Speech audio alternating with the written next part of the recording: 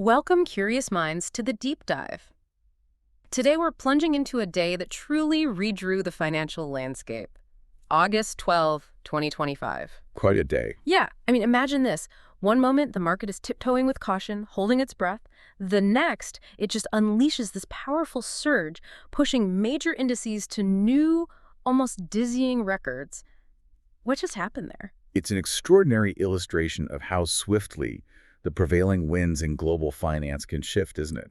August 12th was fundamentally shaped by a real complex interplay of forces. Right. Some incredibly powerful, others, subtle and nuanced, but they all converged to drive investor behavior in a remarkably decisive way. And that's exactly why we're here. Our mission with this deep dive, pulling from a stack of detailed market analyses, is really to cut through all the noise. We want to unpack what happened, why it happened, and probably most importantly, what it means for the broader economic picture moving forward. We're aiming to give you that essential shortcut to being truly well-informed, uncovering the maybe surprising facts and interconnected dynamics that shaped this really pivotal day.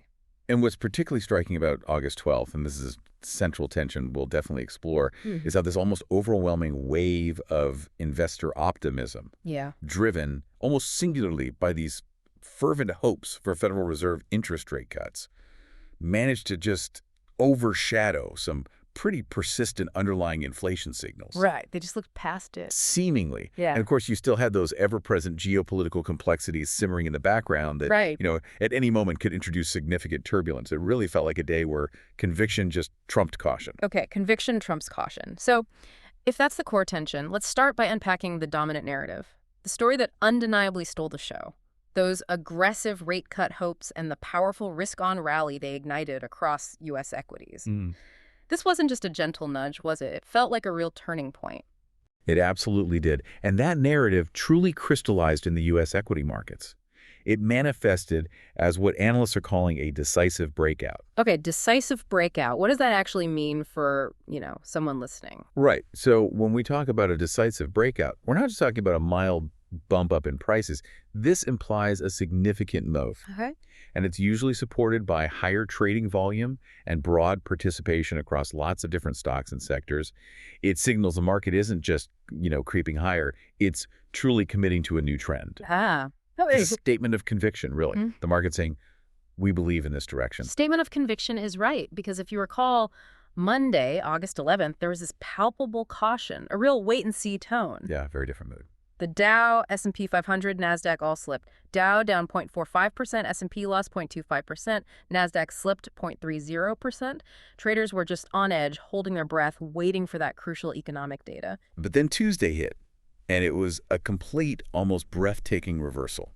The S&P 500, that critical benchmark index, climbed a significant 1.13% to close at 6,445.76. Wow.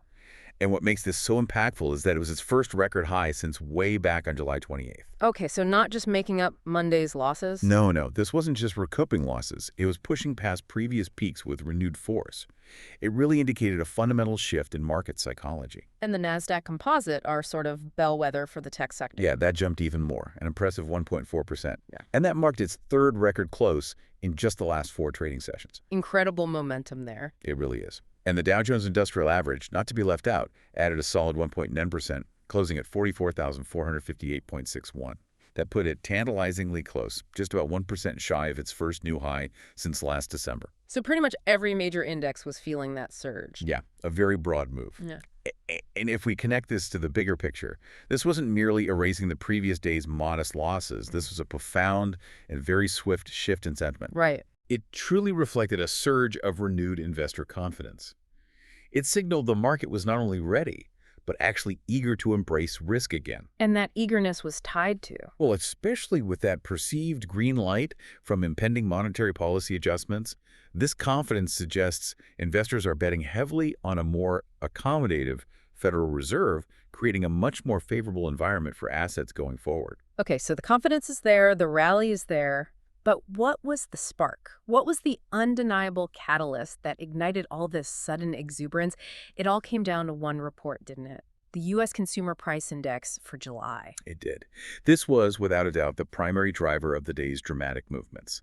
Now, the headline figures for the CPI report, which are what most people initially focus on. Yeah, the main number. Right. They were largely in line with what the market had been expecting. Month over month, the headline CPI increased by a pretty modest 0.2%.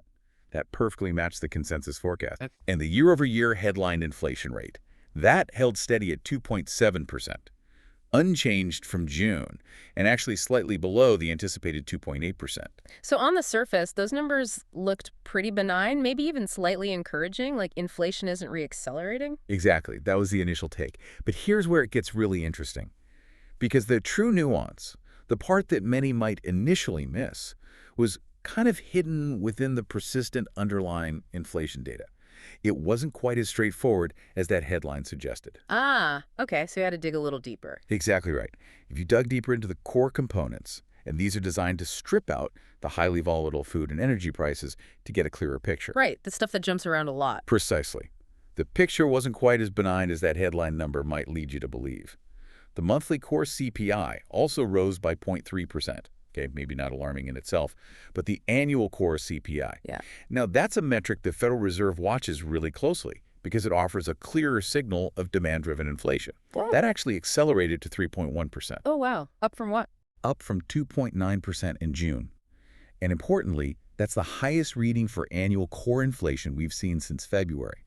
So underlying inflation was actually getting hotter, not cooler. And it gets even more granular, doesn't it? I heard about this Supercore Services CPI. What's that showing? Yeah, the supercore. That's an even more refined measure. It excludes food, energy, goods, and housing to really isolate services inflation driven by wages and demand. Okay. And that showed a notable jump of 0.48% for the month. Nearly 0.5% in 1 month. That sounds significant. It is significant. That 0.48% is crucial because it's the most significant increase we've seen in that particular metric since January. And why is Supercore such a closely watched and potentially sticky part of the inflation puzzle for the Fed? What makes it so important? That's a critical point for our listeners. Yeah. The supercore metric is often considered the stickiest, most deeply embedded part of inflation. Sticky, meaning hard to bring down. Exactly. It primarily reflects the cost of labor and the demand for services that are less influenced by things like global commodity prices or supply chain snarls. Okay. So when this component accelerates, it suggests that inflationary pressures might be more entrenched within the domestic economy, particularly linked to wages and sustained consumer demand. Which makes the Fed's job harder. Much harder. For policymakers, it presents a real dilemma because it's notoriously difficult to bring down quickly without, potentially triggering a deeper economic slowdown. It complicates their path to achieving price stability. So, okay. On one hand, you have these clear signals of persistent, sticky underlying inflation, especially in services, with core and supercore ticking up. But on the other hand, the market seemingly just ignored them. Pretty much, yeah. It interpreted the overall CPI report as a green light for the Federal Reserve. Why such a selective interpretation? What were investors really focusing on? It's a classic example of market behavior driven by a specific narrative, Despite that undeniable stickiness and core inflation, investors chose to heavily weigh the inline headline numbers against other recent economic data. Like the jobs numbers. Exactly. Data that is pointed to a softening labor market, things like maybe rising jobless claims or slower wage growth. The prevailing interpretation was that this inflation data, even with the core acceleration, was simply not alarming enough to deter the Fed from its anticipated path of monetary easing. So it's not great, but it's not bad enough to stop the cuts. That's pretty much the thinking. In essence, the market saw just enough good news on the headline and labor front to reinforce its belief that the Fed would prioritize rate cuts to avoid a hard landing, rather than focusing too much on those more concerning core inflation trends. And that interpretation, that market consensus, had an immediate and very direct impact on Fed policy expectations. We saw it dramatically reflected in the futures market, didn't we? Absolutely. The probability of a 25 basis point rate cut at the upcoming September Federal Open Market Committee, or FOMC, meeting, as calculated by the CME FedWatch tool, it jumped significantly. It went from an already robust 86–88% the previous day to a striking 90–95% almost immediately following the CPI release. 90–95% chance of a cut in September. That's basically locked in the market's view. It's a powerful and almost unanimous market signal. Investors are not only expecting a cut, but they're highly confident about it happening. And that brings us to a concept many of our listeners might be familiar with, the Fed put. Ah, yes, the famous Fed put. This deep-seated investor belief that the central bank will almost invariably step in to support markets in times of trouble by, providing liquidity or easing policy. The market's alacrity, as the sources describe it, that swiftness and eagerness in buying after the CPI report really demonstrated that belief, didn't it? It's like investors feel they have this safety net. It's a very apt analogy. The Fed put concept stems from a long history of central bank interventions, particularly after major market dislocations, where the Fed did step in to provide stability. Right. And this creates an implicit floor for markets in investors' minds. The market's aggressive buying action on Tuesday really underscores that its primary driver, at least for the moment, isn't necessarily the detailed, intricate current state of the economy, the nuances of core versus headline inflation. Right, the messy details. But rather the anticipated future policy response from the Federal Reserve. This dynamic is incredibly powerful because it reflects the market's deep conviction that the Fed's dual mandate, especially promoting maximum employment, provides a strong reason for easing as the labor market cools, seemingly overriding those inflation concerns for now. But this creates a potential vulnerability, doesn't it? The market is pricing in a very specific, very dovish scenario. What if the Fed's actual actions or communications in September are more hawkish than anticipated? That's the risk. Like maybe a one-and-done cut? Or maybe they really emphasize that sticky core inflation rather than signaling the start of a sustained easing cycle. How exposed are we to that potential disappointment? You've hit on the precise tightrope the market is walking. It's pricing in an almost ideal scenario that the Fed will cut aggressively enough to boost growth, but not so much that inflation spirals out of control again. A fine line. A very fine line. If the Federal Reserve's messaging in September suggests anything less dovish, or if Fed officials choose to emphasize the persistence of core inflation more forcefully in their commentary, then there's a significant risk of market disappointment. And that could mean? That could lead to a sharp reversal of some of these recent gains, as investors suddenly have to recalibrate their expectations. It's a fragile equilibrium right now, where expectations are running incredibly high, and any deviation could trigger volatility. Okay, so that's the big picture narrative and the powerful Fed put at play. But let's dig deeper into the U.S. market mechanics, because beneath the surface of that impressive surge, there were some very telling signs about the true depth and conviction of this rally. Right, the internals. Yeah, this wasn't just a few stocks leading the charge. It felt much broader. Indeed. To understand the conviction behind a move like this, we need to look at market internals, specifically breadth, volume, and volatility. Okay, let's break those down. Breadth first. Right. On Monday, market breadth was actually negative. Declining issues outnumbered advancers on both the NYSE and NASDAQ by ratios of about 1.2 to 1. That indicated a degree of caution and, narrowness in the market. Only some stocks participating? Exactly. But on Tuesday, we saw a broad advance. That signals widespread participation. This wasn't just a few mega caps pulling everything up. It reflected a healthier, more confident rally where many, many stocks were moving in unison. That's a key distinction, right? Indicating more robust health for the rally. And volume. Volume tells a critical story, too. Monday's trading volume was relatively subdued. It was. 15.5 billion shares changing hands, which was notably below the 20-session average of 18.3 billion. That typically indicates investor hesitancy or a lack of strong conviction. People are sitting on the sidelines. Why Tuesday was different? Tuesday's activity was described as more robust. While exact final numbers always take time to compile, the noticeable increase in trading volume suggests greater institutional commitment to the upward move. Okay, institutional commitment. Why is that important? It's crucial because it implies that large, sophisticated investors, the pension funds, the mutual funds, were just tiptoeing in with small bids. They were actively deploying significant capital, providing a solid foundation for the rally. This contrasts sharply with Monday's lighter volume, which often signals a market that's uncertain of its direction. Got it. So broad participation, higher volume indicating institutional buying. What about volatility? The fear gauge, the VIX? Right, the SIBO Volatility Index, or VIX. It actually signaled receding fear even before Tuesday's rally truly accelerated. On Monday, the VIX fell 6.22% to 15.23. Huh, interesting. So fear was already dropping. Yeah. And the positive price action on Tuesday likely pushed it even lower, confirming that growing sense of investor complacency we talked about, driven by the prospect of Federal Reserve support. It almost feels like the market was exhaling, shedding its fear, even before the rally really took hold on Tuesday. It does. Like they were anticipating the good news or at least the not bad enough news. It absolutely reinforces that investors aren't just reacting to data, they're actively positioning based on their conviction in the Fed's next move.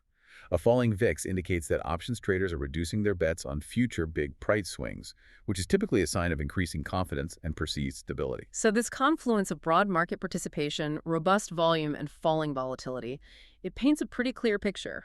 A very clear picture. Investors were not only anticipating a Fed cut, but were acting on that anticipation with deep conviction, putting their money to work. It's a powerful testament to just how much faith the market has placed in the central bank's readiness to provide support. Okay, so with all that conviction manifesting in the market internals, which sectors actually led the charge? This risk-on sentiment, where investors are more willing to take on risk for potentially higher returns, must have played out in a very specific way across the market. Which areas caught the most tailwind? It certainly did. The rally was decisively led by what we call growth-oriented and economically sensitive areas. That's a classic textbook sign of risk-on investor sentiment. Meaning money moving out of. Meaning capital flowed out of traditionally safer, more defensive assets, think utilities, consumer staples, and into companies that typically perform well when the economy is perceived to be improving, or, crucially here, when interest rates are expected to fall. Because lower rates help their valuations. Exactly. It mathematically boosts their future earnings potential when you discount it back to the present. And the undisputed engine of this rally was, once again, the information technology sector. It seems like tech just continues to find ways to lead, doesn't it? It does.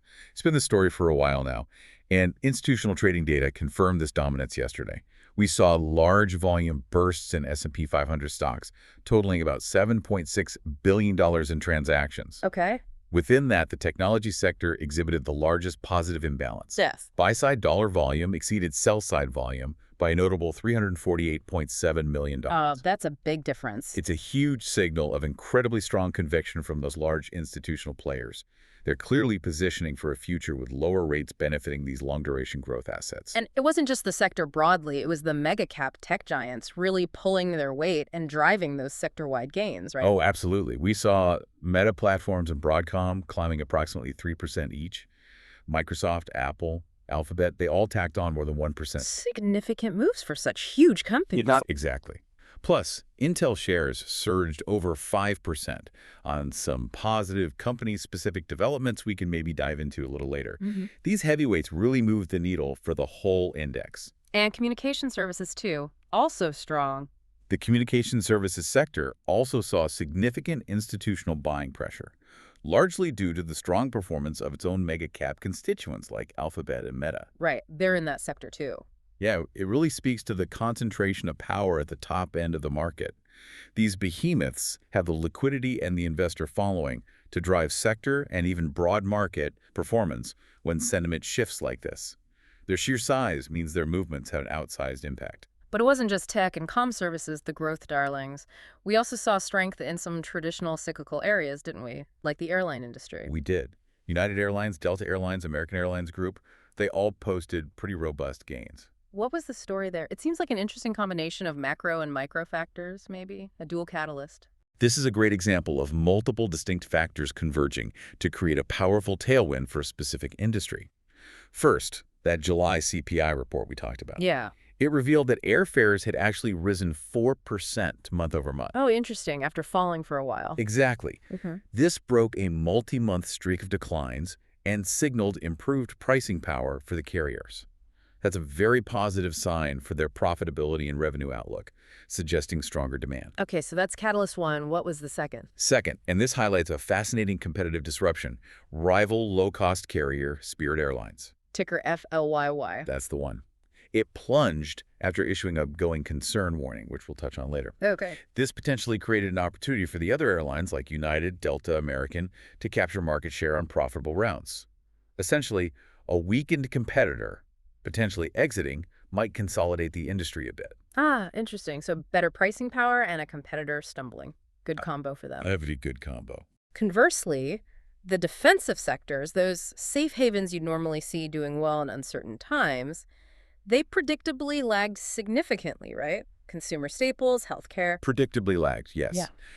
These sectors which had actually managed to avoid losses on that cautious Monday. Right. Clearly reversed course on Tuesday. And why is that? Just remind us the connection between rates and defensives versus growth. Sure. It's exactly what you'd expect to see in a risk-on environment driven by rate cut expectations. Lower interest rates reduce the discount rate applied to future corporate earnings. Now, this is a mathematical adjustment Okay. that disproportionately benefits growth companies, whose valuations are heavily weighted toward profits expected far out into the future. Because those future profits are worth more today when discounted at a lower rate. Precisely. Defensive sectors, with their more stable but generally lower growth profiles, just don't get the same kind of valuation boost from falling rates. Got it. And the institutional flows we observed, pouring into technology and other growth areas, provided clear evidence that large investors were actively positioning for this specific dynamic, moving out of the safe harbors and into the open waters of growth. Okay, so beyond the broad market and sector movements, there were some truly wild swings in individual stocks yesterday. Let's delve into the corporate drama, the stories of triumph and turmoil that played out. Yeah, some really big movers. We had some truly explosive gains driven by very specific catalysts. Where should we start? Kicking off with arguably the most dramatic move of the day. 180 Life Sciences, ticker ATNF. ATNF. What happened there? The stock absolutely skyrocketed, an astonishing 206.59% in a single session. Whoa, 200% in one day. Yep. For our listeners, a move of that magnitude is almost unheard of outside of truly transformational news. Buyouts, maybe, but rarely just strategy shifts. Okay, 206%. That's incredible. What on earth was the catalyst for that kind of explosive move? It sounds almost too good to be true. It was a radical, almost audacious strategic pivot. The company announced its rebranding as ETHZilla. ETHZilla, like Ethereum. Exactly. And it has initiated an institutional strategy to accumulate cryptocurrency. They boldly revealed holdings of 82,186 Ether. Wow. How much is that worth? Valued at approximately $349 million at current prices. So this wasn't just, dipping a toe in. It was a full-on leap into the crypto space, essentially turning a biotech company into a kind of crypto proxy vehicle. Wow, that is a bold move and a massive shift in direction. And it wasn't just a random pivot either, was it? There was some serious high-profile validation that lent credibility to this dramatic shift. Exactly. The move was further legitimized, particularly in the eyes of institutional investors, by the disclosure that entities controlled by tech billionaire Peter Thiel Okay, big name. had acquired a significant 7.5% stake in the company. Thiel's involvement, known for his early and often successful investments in disruptive technologies, is a powerful signal. Yeah, that definitely adds credibility. And this pivot also follows a recent $425 million private placement specifically designed to fund the establishment of its Ether Treasury Reserve. So they raised money specifically for this. Right. So it's not just a speculative announcement. There's substantial capital backing this new direction, signaling serious intent and scale. Okay, ETHZilla. Got it. Then we had Hanesbrands HBI surging nearly 28%, specifically 27.98%. A very different, perhaps more traditional kind of catalyst at play there. Yes, much more traditional M&A speculation. Hanesbrands soared following a Financial Times report that the company is in advanced negotiations to be acquired by its Canadian competitor, Gildan Activewear. Ah, okay. Acquisition talks. Right. The potential deal is reportedly valued at nearly $5 billion, including debt. That would represent a significant premium to Hanesbrands' recent market capitalization. So a potential buyout at a nice price for shareholders. Exactly. For shareholders, this kind of M&A news is a direct, concrete potential value unlock. It provides a clear possible exit at a higher valuation than the market was previously assigning. Makes sense. And Mercury Systems, MRCY, the aerospace and defense tech firm, rallied almost 27%, 26.78% due to stellar earnings. What made their Q2 2025 report so impressive that it generated such a strong market reaction? Correct. Their Q2 2025 earnings report truly was stellar. Both revenue and adjusted EPS significantly surpassed Wall Street's consensus estimates, which is always a positive sign. Beating expectations. Right.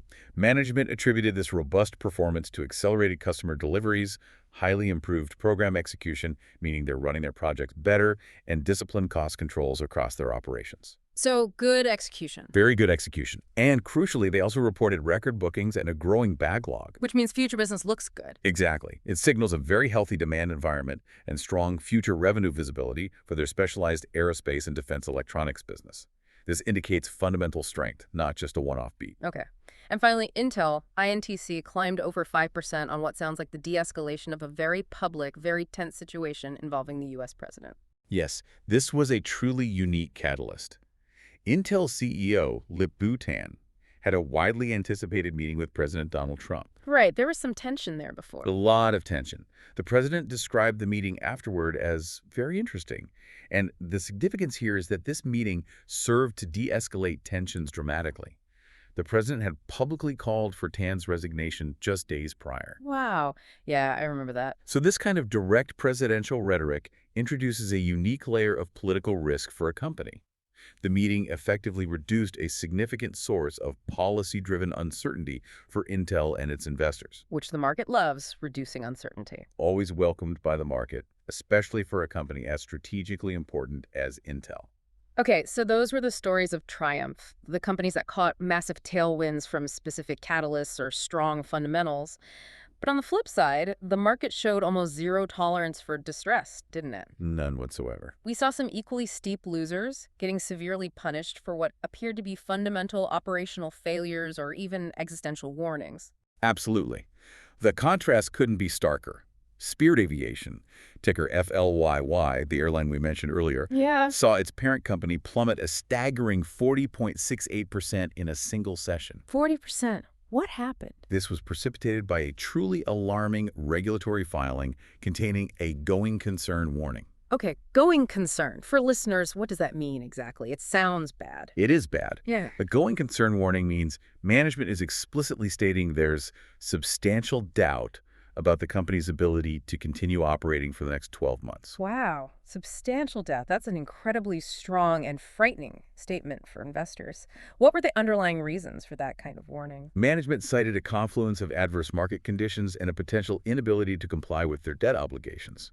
They explicitly stated they couldn't continue without securing a significant cash infusion. So they need money fast. Basically, yes. This isn't just a bad quarter. It's an existential threat to the company's very survival. The market reacted with swift and brutal repricing as investors just fled the stock, anticipating severe dilution from any potential rescue financing or even bankruptcy. Ouch. Okay. Then Myomo, MYO, a company focused on wearable medical robotics, crashed 38.64%. What went wrong there? That sharp decline followed the release of its Q2 financial results, which were deeply disappointing. The company significantly cut its full-year 2025 revenue forecast and reported a much wider than expected loss. So missing numbers and lowering guidance. Double whammy. Exactly. Yep. Myomo attributed the poor performance and lowered guidance to several operational headwinds. They mentioned lower quality sales leads from their digital advertising campaigns. Meaning their ads weren't working well. Right. And weaker pipeline conversion rates, meaning fewer of those leads were actually turning into sales, plus rising costs across the board. These are fundamental business execution issues that signal significant challenges in scaling their operations profitably. Yeah, sounds like internal problems. And Big Bear AI, BBAI, the AI software firm, fell almost 16%, 15.74%. For an AI company where growth expectations are often sky high, even a slight stumble can be severely punished, can't it? It can indeed, especially now. Big Bear AI came under heavy selling pressure after reporting quarterly revenue that failed to meet consensus analyst estimates. Missed on revenue. Compounding that, they subsequently reduced their full-year revenue outlook for 2025. In a sector like AI, which trades on immense growth potential, when a company misses on revenue and then lowers future expectations, well, the market typically reacts swiftly and negatively. It signals that the growth trajectory, which forms the basis of their often high valuation, might be slower than anticipated. The growth story is dented. Precisely. And finally, Celanese Corp, CE, the chemical and specialty materials company, declined over 13%, 13.15%. What was the issue there? That drop appeared to be a reaction to its latest earnings report, combined with some analyst commentary published on the day. The commentary suggested that while the company's important materials segment is expected to recover eventually, it is currently experiencing a downturn. So it wasn't just the current numbers, but how that forward-looking commentary on a key segment was perceived by analysts and investors. Even the prospect of a future recovery couldn't offset the concerns about current weakness. Got it. So if we connect this to the bigger picture, what's the broader lesson from these dramatic swings in individual stocks?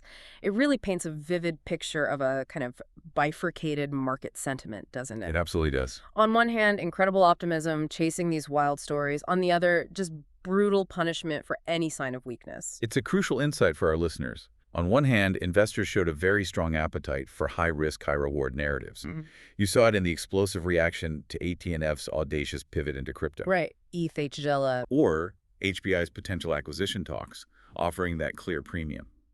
There's a clear hunger for growth in transformative stories, especially when it feels like it's propelled by a seemingly benevolent Fed. But on the other hand, the market demonstrated zero tolerance for fundamental operational failures. It was almost as if the rising tide of rate cut hopes was simultaneously exposing those weaknesses with greater clarity. That's a great way to put it. The severe punishments meted out to FLYY for its existential warning and to MYO for its flawed business execution really underscore that while the macroeconomic tailwind of anticipated Fed easing might be lifting the broader market, company-specific performance remains paramount. So you still have to do your homework on individual companies. Absolutely. This dynamic suggests that the rising tide is not lifting all boats equally. Rather, is providing the capital to propel the healthy vessels forward, while simultaneously shining an unforgiving spotlight on the leaky ones, leaving them exposed and vulnerable. This makes stock picking a very nuanced endeavor, even in the middle of a broad rally. That's a powerful metaphor, exposing the leaky ones. And it really highlights the discernment investors are showing, despite the overall bullishness. And speaking of broader forces, we absolutely cannot ignore the geopolitical influence. This powerful market surge we've been discussing unfolded against a constantly shifting global chessboard. International relations, policy decisions, they had very real impacts on market sentiment and asset prices yesterday. That's right. U.S. trade and foreign policy actions created an incredibly fluid environment yesterday.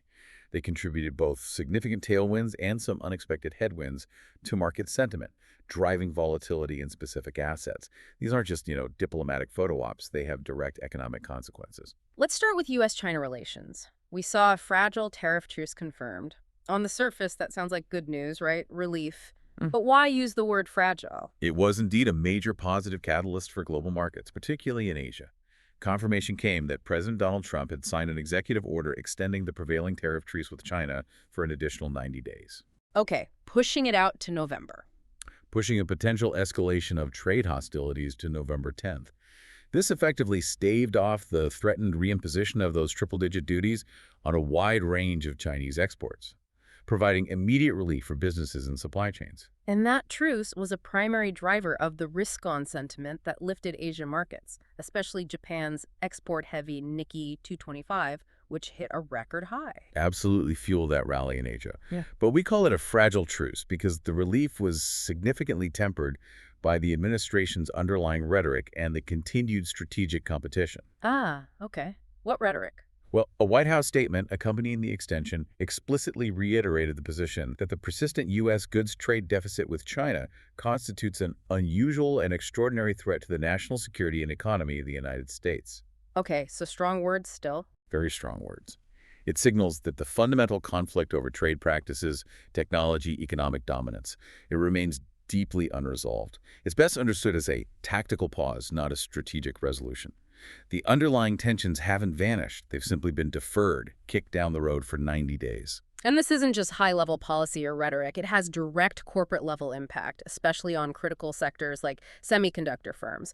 We saw an interesting development with NVIDIA and AMD. Indeed, a really novel arrangement. Companies like NVIDIA and Advanced Micro Devices have reportedly agreed to pay the U.S. government 15% of their revenue from sales of advanced AI chips to China. 15%, just for the license to sell. In exchange for export licenses? Yes. This policy sets a significant precedent for Washington to effectively tax critical U.S. technology exports to a major market. It blends national security concerns with economic policy in a very direct way. It's a clear signal of the U.S. government asserting control over strategic technologies. And China has its own counter moves, right? It's not a one-sided chess game. No, not at all. Adding to the complexity and illustrating the ongoing strategic competition, there are reports that the Chinese government, citing security risks, is actively discouraging its domestic firms from purchasing certain NVIDIA chips. Even the licensed ones. Even if they are licensed for sale by the U.S. So, While there's a tariff truce on goods, the broader tech war and strategic rivalry continue to play out in these intricate ways, creating ongoing uncertainty for these major tech players and their global supply chains. Fascinating. Okay, another absolutely massive geopolitical event on the horizon with clear market implications is the upcoming U.S.-Russia summit. Yes, market participants are closely monitoring the planned August 15th summit in Alaska between President Trump and Russian President Vladimir Putin. Alaska, interesting venue. Right. The publicly stated aim of the meeting is to address the ongoing war in Ukraine, which has, of course, been a major source of global instability and commodity price volatility for some time now. And what's the market impact of just the prospect of that meeting, even before it happens? What's at stake for investors? Well, the mere prospect of some kind of diplomatic off-ramp, or perhaps even just a temporary ceasefire that ensures the continued flow of Russian energy exports, that has placed a discernible ceiling on crude oil prices. Keeping oil from spiking higher. Exactly. And it's also weighed on traditional safe haven assets like gold. Oil futures, for instance, traded with only a slight upward bias yesterday in a largely range-bound session, as traders basically awaited the outcome. She'll wait and see. Very much wait and see. This remains a highly uncertain outcome, with a wide range of potential results, anything from a breakthrough to a complete stalemate. And thus, it represents a significant source of potential volatility for global commodity markets, defense stocks, and broader geopolitical risk sentiment. Big event risk there. Definitely one to watch. Beyond these major summits, we've also seen other policy-driven volatility at play, even on issues that might seem niche. For example, with gold tariffs or the surprising moves in cryptocurrency regulation. Absolutely. These specific policy actions can have outsized effects. Gold prices, for instance, experienced that sharp sell-off on Monday. Right, you mentioned that. Why again? It happened after President Trump publicly clarified that no new tariffs would be imposed on gold imports. This announcement came after a period of speculation, and it just removed a key uncertainty that had been supporting prices. So they fell as that risk premium evaporated. It shows just how sensitive markets are to clarity, even on seemingly minor policy points. And then a truly major boost for cryptocurrency regulation and adoption. This felt like a landmark moment for digital assets, didn't it? It really did. It was a watershed moment. Digital asset markets received a significant and immediate lift after a U.S. presidential order was signed. And this order specifically permitted the inclusion of cryptocurrencies in retirement investment plans. Like 401ks and IRAs. Exactly. This move was widely interpreted as a landmark step toward mainstream institutional adoption of digital assets. Crucially, it creates a new and potentially massive channel for capital to flow into the asset class from mainstream pension funds and individual retirement accounts. That could be huge amounts of money over time. Potentially, yes. It's a game changer for legitimizing the space in the eyes of traditional finance and bringing in substantial long-term capital.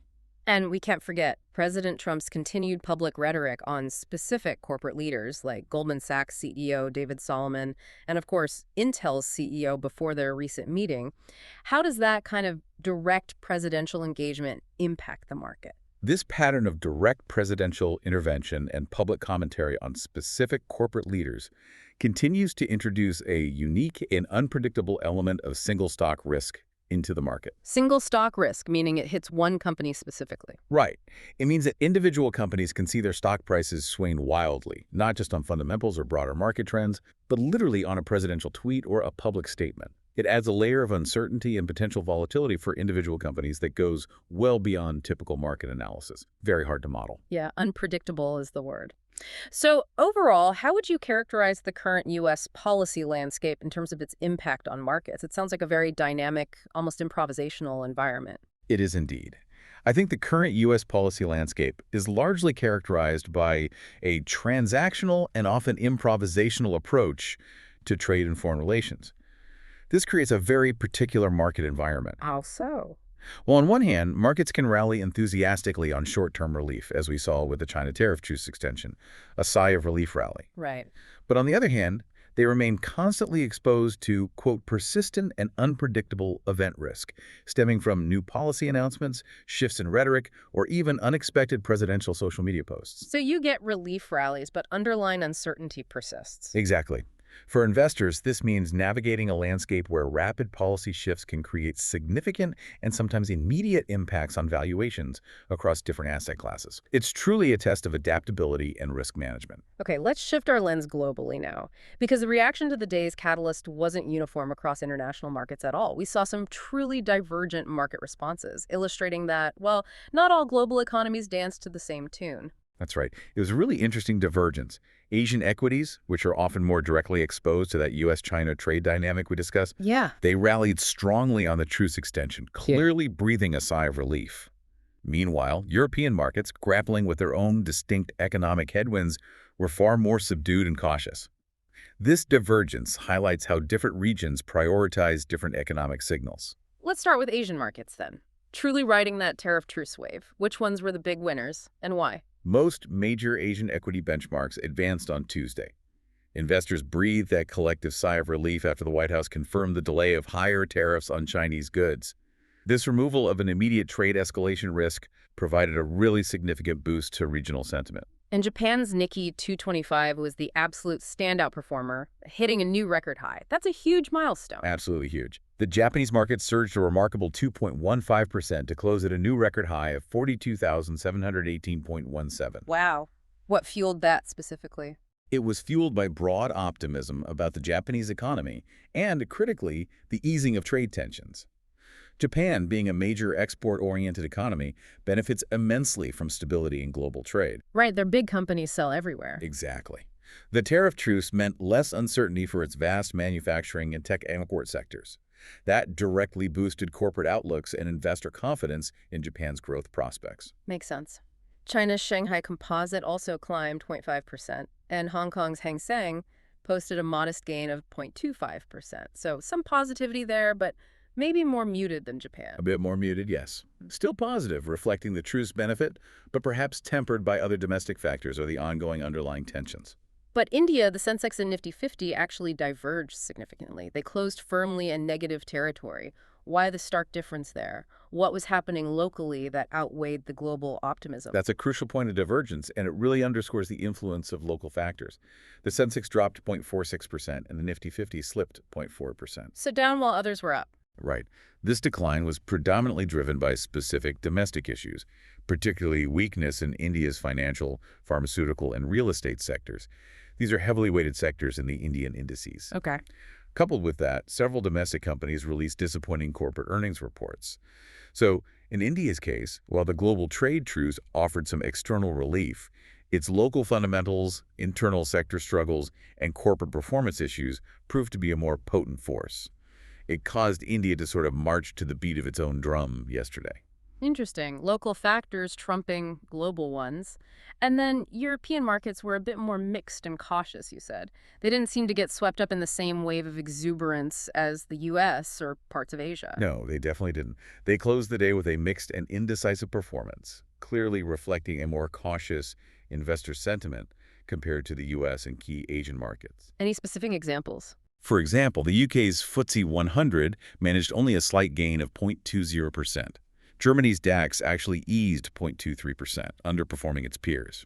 France's CAC 40 did manage a solid gain, rising 0.7%, but the overall picture was far from a uniform rally like we saw in the States. Okay, so mixed bag. What were the key influences there leading to this caution and divergence in Europe? It seems they were weighing different factors than the U.S. market. Precisely.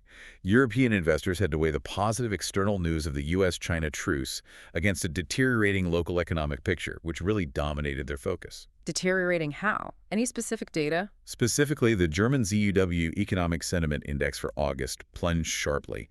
It fell far more than expected. Okay, the ZEW, that's important for Germany. Yes, it's an influential survey reflecting the mood of financial experts regarding Germany's economic outlook.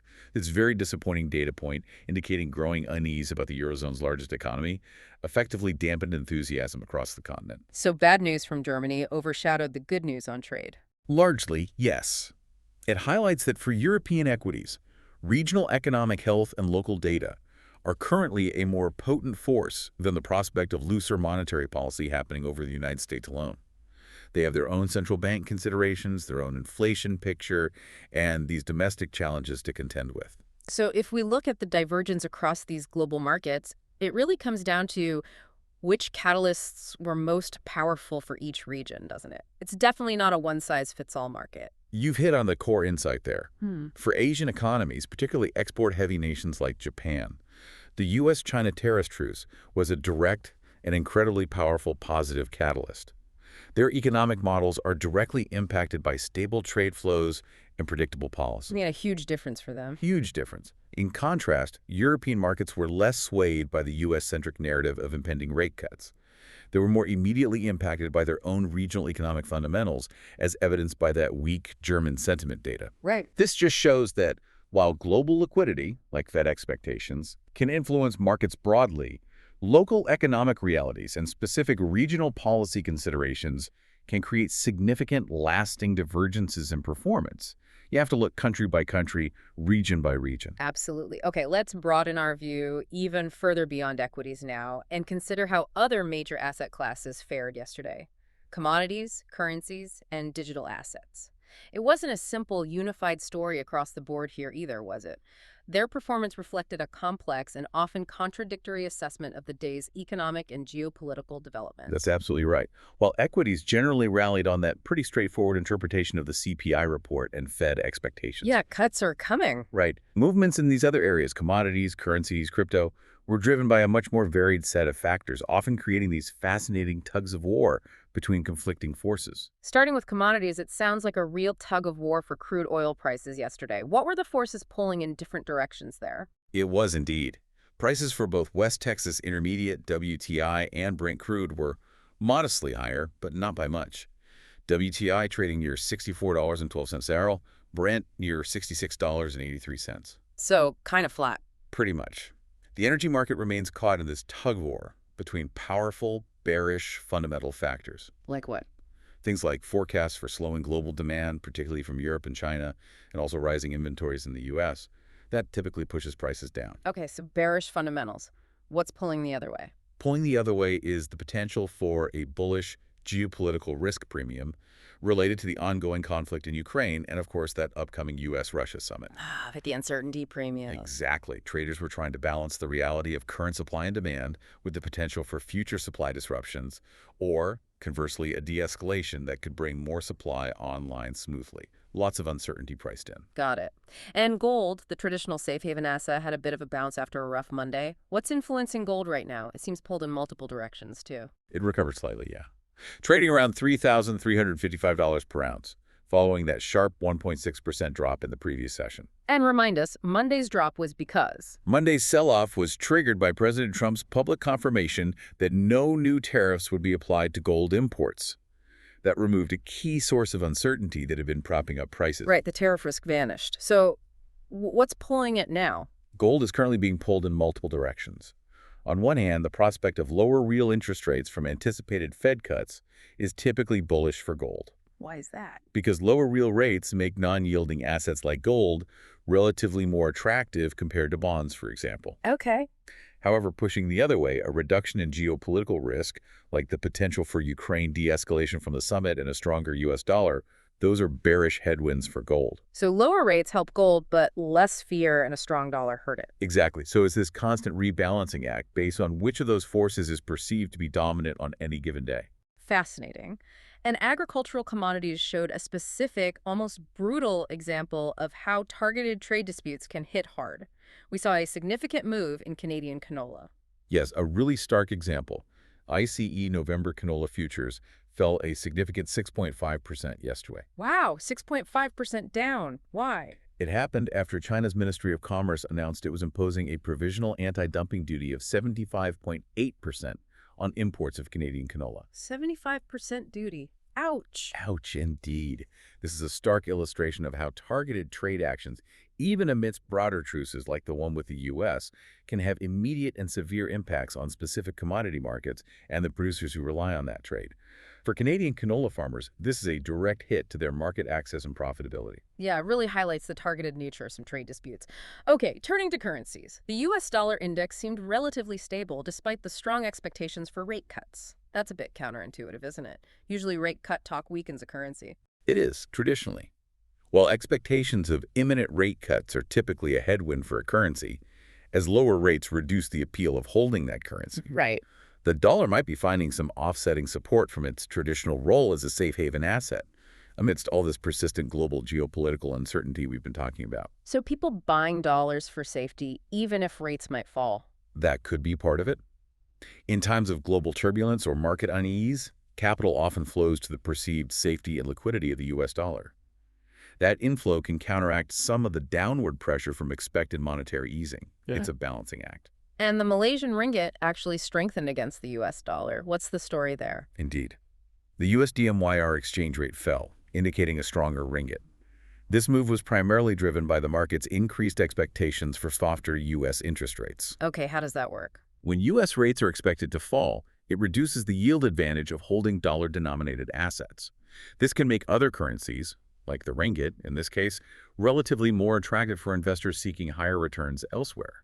So you might see capital inflows into Malaysia, strengthening the ringgit relative to the dollar. It's part of that global rebalancing that occurs when central bank policy expectations diverge. Got it.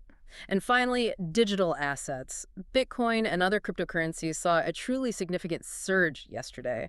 Bitcoin itself rose impressively to around $119,000. What was the primary catalyst for this rally? It felt like a landmark moment for the space. It was, without a doubt, a landmark regulatory development that served as the primary catalyst for this rally. Huge news for crypto. What was the news? A U.S. presidential order was signed that specifically permits retirement plans, such as 401ks and IRAs, to invest in cryptocurrencies. Wow. Okay, that is big. It's massive.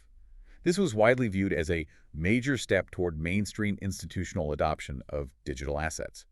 Crucially, it creates that new and potentially massive channel for capital to flow into the asset class, from mainstream pension funds and individual retirement accounts. So an idiosyncratic catalyst, as the analysts say, something specific to crypto that allowed it to outperform independently of the broader macroeconomic narrative, almost charting its own course yesterday. Exactly.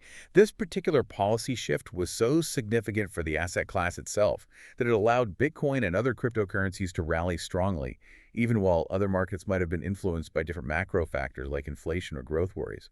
It demonstrates the powerful impact that dedicated regulatory catalysts can have on the adoption and valuation of relatively nascent asset classes like crypto, opening up entirely new pools of capital that were previously restricted. Really interesting how different asset classes reacted so differently. Okay, so we've broken down this incredible day, August 12th, and all the complex forces that shaped it. But what's next on the horizon? What should our listeners be looking for in the coming days and weeks that could either confirm or maybe challenge this prevailing narrative of rate cut hopes and market resilience? Yeah, good question. The market's immediate trajectory will indeed be shaped by a series of key economic data releases, ongoing corporate earnings reports, and of course, those persistent geopolitical developments. The focus now shifts intently to whether upcoming information will confirm or potentially challenge the prevailing narrative of a slowing economy that currently underpins those aggressive expectations for Federal Reserve rate cuts. Okay. On the economic data front, what are the big ones to watch that could really move markets in the next few days? Well, investors will be closely watching the U.S. Producer Price Index, or PPI, scheduled for release on August 14th. PPI producer prices, why is that important? This report offers crucial insight into inflation at the wholesale level. It measures the prices that producers receive for their goods and services. As such, it provides a kind of forward-looking indicator of cost pressures in the production pipeline. Which could show up in consumer prices later. Exactly. They can eventually filter through to consumer prices, the CPI.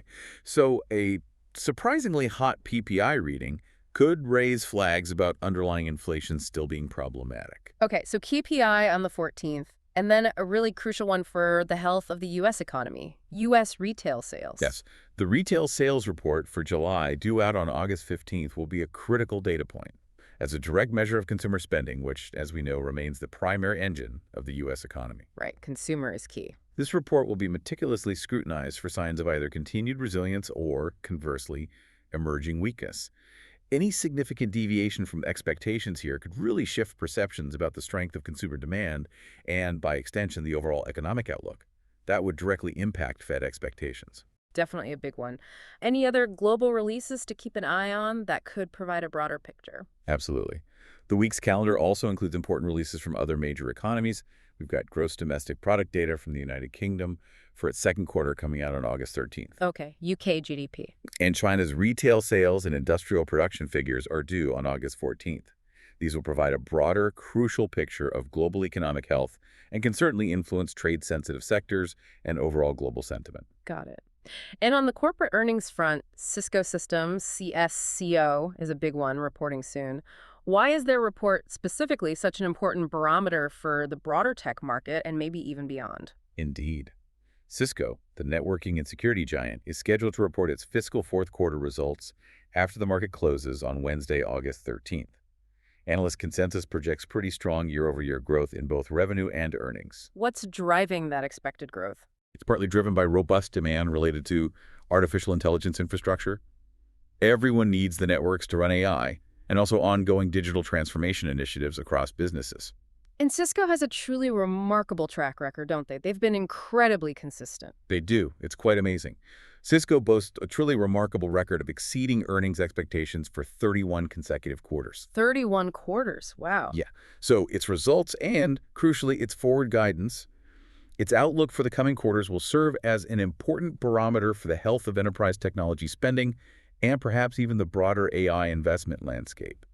Any deviation or any cautious commentary from their management about future demand could be amplified across the whole tech sector. Definitely one to watch for tech investors. Finally, we can't forget about those ongoing geopolitical and policy watches. The U.S.-Russia summit, as you mentioned, is still a significant wild card this week. Absolutely. The outcome of that meeting between President Trump and President Putin on August 15th remains a significant wild card. Any definitive news, whether positive or negative, regarding the conflict in Ukraine could have an immediate and substantial impact on energy markets, defense stocks, and broader geopolitical risk sentiment. Traders will be on high alert for any breakthroughs or, conversely, escalations that emerge from that dialogue. And, of course, the Federal Reserve. Every public statement, every speech gets dissected, right? Indeed, intensely so. Any public speeches or comments from Federal Reserve officials in the weeks leading up to that September FOMC meeting will be meticulously analyzed by investors. They'll be looking for further clarification on the central bank's monetary policy intentions. Trying to read the tea leaves. Constantly. The market is hanging on every word, every nuance, looking for confirmation or contradiction of the highly dovish scenario they've currently priced in. Their communication in the coming weeks will be absolutely key in shaping expectations and market direction. Okay, let's try and unpack this a bit as we wrap up. What we saw on August 12th, this powerful rebound from a really tentative start to the week, culminating in those record highs, it truly demonstrates a high degree of market sensitivity to monetary policy signals. Extremely sensitive. Yeah, the alacrity, that swift and eager buying with which investors moved following that quite nuanced CPI release suggests a really deep-seated belief in the Fed put. That idea that the central bank stands ready to provide liquidity and backstop markets in the face of economic turbulence. This dynamic indicates that the primary market driver, at least for this particular period, isn't necessarily the current state of the economy in all its complex detail. The nuances between headline and core inflation, the specific sector weaknesses. Right, the nitty-gritty. But rather the anticipated future policy response from the Federal Reserve. It's a market that seems heavily influenced by what it expects the central bank to do next, perhaps more than what's happening right now. So what does this all mean for you, the listener, as you navigate this information-rich, sometimes confusing world? In an environment where the market seems to prioritize the anticipated future policy of the Federal Reserve over the intricate present state of the economy or even individual corporate fundamentals, how does this balance influence your understanding of where the next big market moves might actually come from? That's a great question. Is it the hard data, the company earnings reports, or is it really the subtle shifts in central bank guidance that truly holds the key to the market's direction right now? It's a fascinating question to mull over as these macro and micro forces continue to interact and shape market behavior in the coming weeks.